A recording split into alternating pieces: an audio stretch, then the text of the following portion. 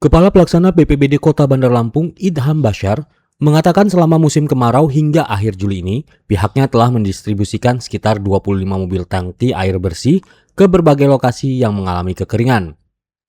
Diketahui untuk satu unit mobil tangki mampu mengangkut sekitar 5.000 liter air bersih.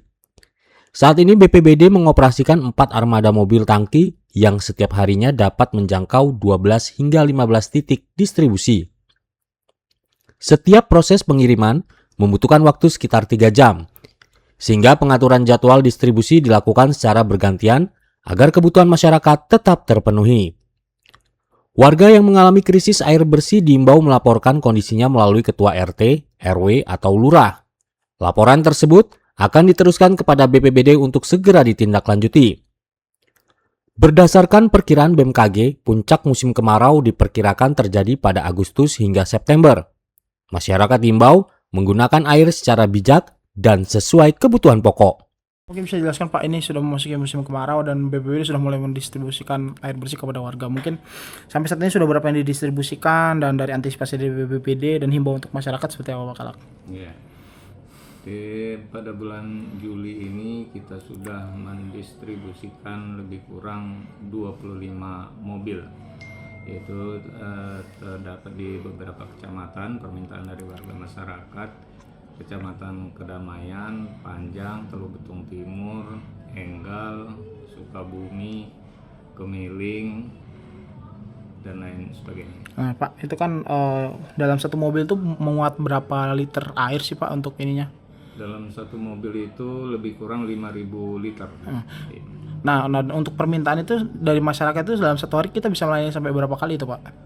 Kita kan ada armada, kita kan ada 4 unit mobil tangki. Nah, kita estimasinya per satu kali pengiriman itu 3 jam. Jadi insya Allah kalau masih 12 sampai 15 titik kita bisa layani. Nah Pak Kalak, itu kan yang perlu disiapkan oleh masyarakat, dan bagaimana sih cara masyarakat supaya bisa ketika membutuhkan air bersih itu bagaimana caranya nih Pak?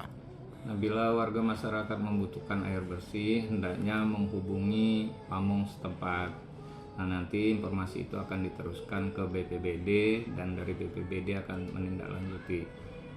Nah Pak, itu nanti ini kan sudah mulai memasuki musim kering Pak. Dari yang informasi yang kita dapat dan yang kita punya itu Pak, itu prediksinya puncaknya akan sampai di bulan apa ini Pak?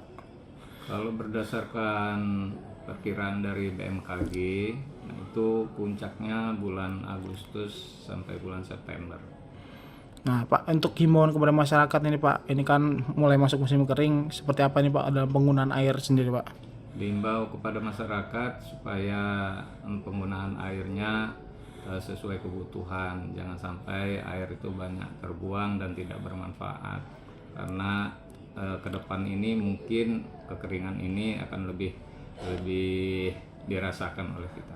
Nah Pak, untuk mitigasi kita sendiri Pak, wilayah yang nanti akan terkena dampak di kecamatan mana aja sih Pak kira-kira Pak?